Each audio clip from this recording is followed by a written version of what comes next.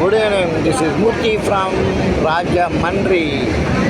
గోదావరి అలలను ఏ టైంలో మనం చూస్తే ఆ ఉప్పు సంపుల ఒయ్యారాలు, ఆ గలగల శ్రావణానందాలు మనకి తెలియని కావు. అటువంటి ఈ గోదావరి తల్లిని రాత్రి వేళల్లో ఇలా రోడ్ కమ్ రైల్వే బ్రిడ్జిపై మన ట్రైన్ ప్రయాణంలో అంటే చూస్తుంటే చూడండి ఎంత అంటే కొత్తగా వేసిన బ్రిడ్జ్ అనుకుంటుంది.